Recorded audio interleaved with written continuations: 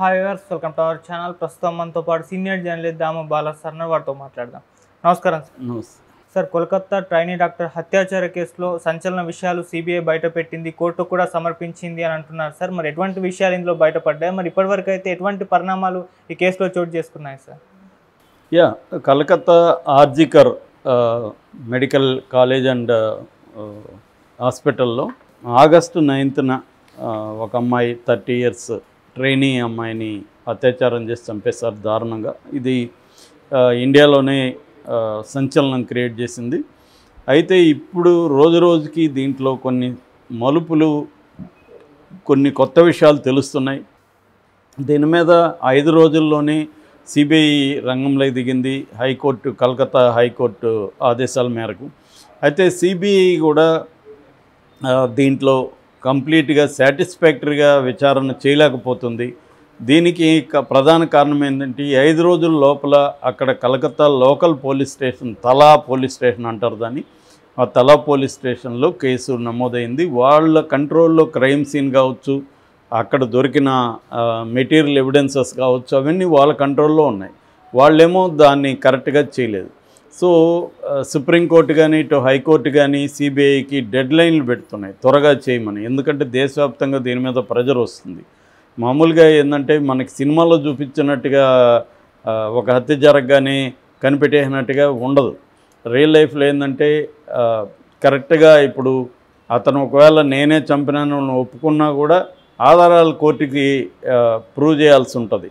ఒక ముద్దాయి నేనే చంపినానంటే శిక్ష వేసేసి పంపించేది. సో మన లీగల్ సిస్టమ్ ఏంటంటే ప్రూవ్ చేయాల్సి ఉంటుంది. ఇక్కడ ఏమైంది, ఆ అమ్మాయిని దాదాపు అర్లీ అవర్స్లో, అంటే నైట్ 2 గంటల తర్వాత అర్లీ అవర్స్లో రేప్ చేసి చంపేశారు. ఆ చంపిన దాన్ని నిరూపించడానికి ప్రధానంగా ఇప్పటివరకు ప్రధానమైన ముద్దాయి సంజయ్ రాయ్ అనే అతను. సంజయ్ రాయ్ అదే చేసినాడనే దానికి ఐ విట్నెస్ లేదు. ఓన్లీ ఆ టైంలో సీసీటీవీ ఫుటేజ్లో ఇతను వెళ్తున్నట్టు కనబడ్డాడు. అట్లాగే క్రైమ్ సీన్లో ఇతని బ్లూటూత్ హీరింగ్ ఇది ఉంది. అంత తప్ప ఇతనే చేశాడనే దానికి వేరే రకమైన ఆధారాలు కానీ ఏమీ లేవు. పైగా అతను 2 సార్లు అదే రోజు రెడ్ లైట్ ఏరియాకి కాల్ గర్ల్స్ దగ్గరికి వెళ్ళినట్టుగా కూడా సాక్ష్యం ఉంది. అతను ఈవెన్ లై డిటెక్టర్ టెస్ట్లో కూడా నేను చేయలేదని అతను చెప్తున్నాడు. నేను వెళ్ళేసరికి డెడ్ బాడీ ఉంది, నేను భయపడి పరిగెత్తుకొని వచ్చానని చెప్తున్నాడు. సో ఇప్పుడు అతనే చేశాడా, లేకపోతే వేరే వాళ్ళు చేశారా, లేకపోతే అతనితో పాటు ఇంకొంతమంది కలిసి చేశారా అనేది ప్రూవ్ చేయాల్సి ఉంటుంది. సో ఇందులో సిబిఐ రంగంలో దిగినాక సిబిఐ గమనించింది ఏంటంటే, అక్కడున్న తలా పోలీస్ స్టేషన్ ఇన్ఛార్జ్, అతని పేరు అభిజిత్ మండల్, పోలీస్ ఆఫీసర్, అతను కాలేజీ ప్రిన్సిపాల్ సందీప్ ఘోష్ కలిసి కుమ్మక్కయ్యి కొన్ని రకాల స్కాములు ఆ కాలేజీలో చేశారనేది అర్థమవుతుంది. ముఖ్యంగా సందీప్ ఘోష్ కాలేజీలో, హాస్పిటల్లో అనేక స్కాములు చేశాడు. చాలా మెడికల్ ఎక్విప్మెంట్ని అమ్ముకోవడం కానీ, కాంట్రాక్ట్లు ఇచ్చుకోవడం కానీ ఇవన్నీ చేశాడు. అవినీతి అనేది పెద్ద ఎత్తున చేశాడు. ఈ విషయం ఏమన్నా అమ్మాయికి తెలిసి అమ్మాయి ఏమైనా బయట పెడతాది అనుకుని అమ్మాయిని ఇలా దారుణంగా చేసి చంపేశారా, వీళ్ళందరూ కుమ్మక్కయ్యి అన్న ఇది కూడా డౌట్ కూడా చాలామందికి ఉంది.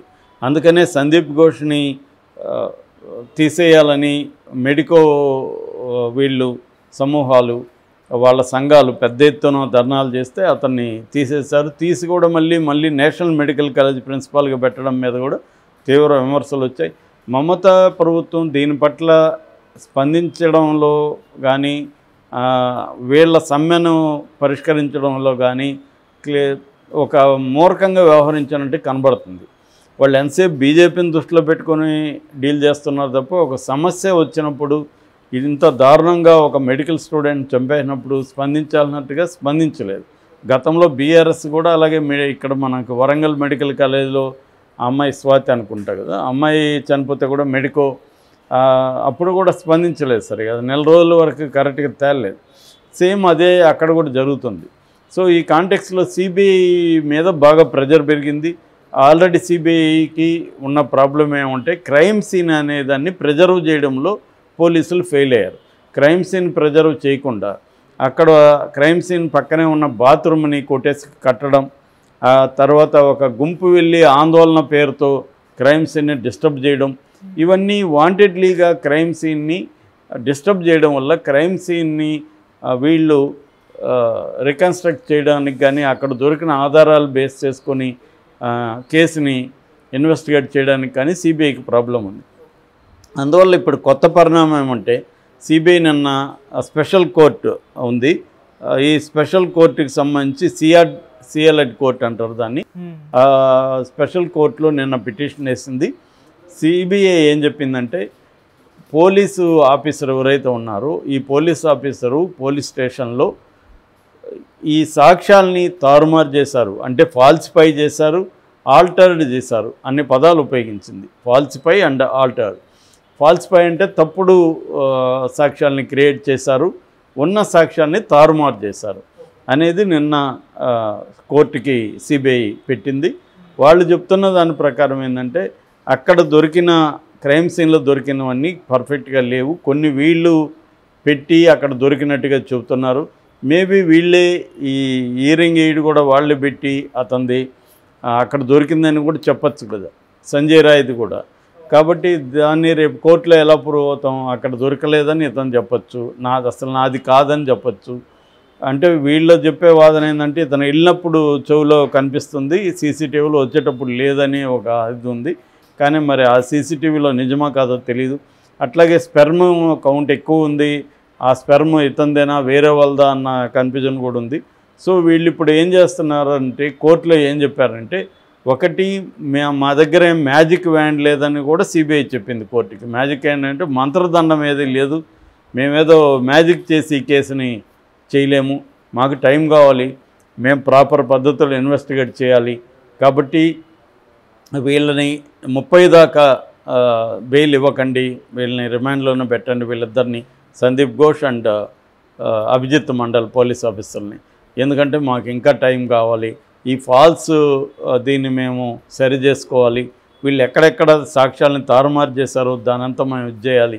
ఇప్పుడు మామూలుగా డే 1 నుంచే వీళ్ళ చేతిలో కంట్రోల్లో ఉంటే ప్రాబ్లం ఉండదు. ఇక్కడ కూడా మనకి వివేకానంద రెడ్డి కేసు కూడా అదే, లోకల్ పోలీసులంతా దాన్ని రకరకాల పద్ధతిలో సాక్ష్యాలను తారుమారు చేసినాక సిబిఐ ఎంటర్ అయింది. సిబిఐ అందుకని ఏం చేసింది, సిబిఐ ఎవరైతే దాంట్లో ముద్దాయిలుగా సాక్షులుగా ఉన్నారో వాళ్ళని టార్చర్ చేసి వాళ్ళ నుంచి వాంగ్మూలాలు తీసుకుని పనిచేసిందని సిబిఐ మీద విమర్శలు చేశారు. సిబిఐ టార్చర్ చేసిందా లేదని తేలలేదు, కానీ అభియోగాలు అయితే సిబిఐ మీద వచ్చాయి. జనరల్గా పోలీసులు ఏం చేస్తారు, ముద్దాయిల్ని కొట్టి వాళ్ళ దగ్గర నుంచి నిజాలు రాబట్టి కేసులో దాన్ని బేస్ చేసుకొని ఆధారాలు కలెక్ట్ చేసి కోర్టులో పెడతారు. జనరల్గా ఇండియాలో జరిగే ఇన్వెస్టిగేటివ్ మెథడ్ అంటే అర్థమైందంటే ఎవరైతే అనుమానితులు ఉండారో వాళ్ళందరిని పట్టుకొచ్చి తీవ్రంగా కొట్టడం అనేదే ఇప్పటికీ కూడా జరుగుతుంది. ప్రాపర్గా సైంటిఫిక్ ఇన్వెస్టిగేటివ్ మెథడ్స్ లేవు, దానికి సంబంధించిన ఒక సిస్టమ్ అనేది ఇండియాలో ఎవాల్వ్ కాలేదు. ఇప్పటికి కూడా క్రైమ్ సీన్లో ఫోరెన్సిక్ టీములు వెళ్ళడం అనేది ఇప్పటికి కూడా ఇండియాలో లేదు. సినిమాల్లో మాత్రం చూస్తుంటాం ఫోరెన్సిక్ టీం వెళ్తుంటుంది. సో జనరల్గా ఏంటంటే ఫోరెన్సిక్ టీం వెళ్ళాలి, ఆ క్రైమ్ సీన్ని ప్రిజర్వ్ చేయాలి, క్రైమ్ సీన్ని సీజ్ చేయాలి, ఎవరు పోనీకుండా చూసుకోవాలి, రీవిజిట్ చేయాలి క్రైమ్ సీన్కి, అంటే కొన్ని డీటెయిల్స్ తెలిసినాక మళ్ళీ వెళ్ళాలి, ఇవన్నీ ఉంటాయి. సో దీనికి టైం పడుతుంది. సో వీళ్ళు ఇప్పుడు అదే అడుగుతున్నారు. ఒకటి, మేము CCTV footage already forensic science ల్యాబ్కి పంపించాము, దాని నుంచి ఫోరెన్సిక్ సైన్స్ ల్యాబ్ కూడా ఇట్ టేక్స్ టైం అనమాట, వాళ్ళకు కూడా చాలా టైం పడుతుంది. మనకి ఫోరెన్సిక్ సైన్స్ ల్యాబ్స్ కూడా ఉండాలని లేవు. యాక్చువల్గా ప్రతి పోలీస్ స్టేషన్కి అనుబంధంగా ఒక ఫోరెన్సిక్ టీం ఉండాలి అనేది కూడా కొత్తగా బిఎన్ఎస్ చట్టంలో ఉంది. కానీ అవన్నీ రావడానికి ఇంకా 5 ఏళ్ళు టైం కూడా వాళ్ళే పెట్టుకున్నారు, 5 ఏళ్లలో మేము ఇవన్నీ చేస్తామని. సో అదొకటి. రెండవది, ఎక్కడెక్కడైతే వీళ్ళు తారుమారు చేస్తారో సమాచారాన్ని దాన్ని మళ్ళీ మేము మార్చుకోవాలి. కొన్ని అయితే ఇంకా అందుబాటులో ఉండవు, సాక్ష్యాలను ఇప్పుడు తారుమారు చేసేసినాక అవి మళ్ళీ దొరకవు ఇంకా. కాబట్టి కొద్దిగా సిబిఐ దీంట్లో కూడా ఒక ఫ్రస్ట్రేషన్ కనబడుతుంది మనకు, వాళ్ళ రిపోర్టు సబ్మిట్ చేసిన దాంట్లో. అంటే మా దగ్గర మ్యాజిక్ వ్యాండ్ లేదనడంలో వాస్తవం కూడా అది. వాళ్ళ మీద ప్రెజర్ వల్ల వాళ్ళకు కూడా ఇబ్బంది అవుతుంది. అంటే సిబిఐ రంగంలో మనం ఏమనుకుంటాం, ప్రతిదానికి సిబిఐ అంటే సిబిఐ దిగితే ఏదో అన్నీ సాల్వ్ అయిపోయాయి. కానీ సిబిఐకి ఉన్న లిమిటేషన్స్ సిబిఐకి ఉంటాయి. ఏ ఇన్వెస్టిగేటివ్ ఏజెన్సీ కూడా దాని లిమిటేషన్స్ ఉంటాయి. అన్ని కేసుల్లోనూ వాళ్ళు సక్సెస్ కారు. ఒక పక్క వాళ్ళు ఇండిపెండెంట్ కూడా కాదు, వాళ్ళ మీద పొలిటికల్ ప్రెజర్ ఉంటుంది. రెండో వైపు వాళ్ళకి ఆబ్జెక్టివ్ కండిషన్స్ కూడా సరిపోవు. సో అదే సిబిఐ నిన్న కోర్టులో పెట్టింది. కోర్టు సిబిఐ దాన్ని ఆమోదించి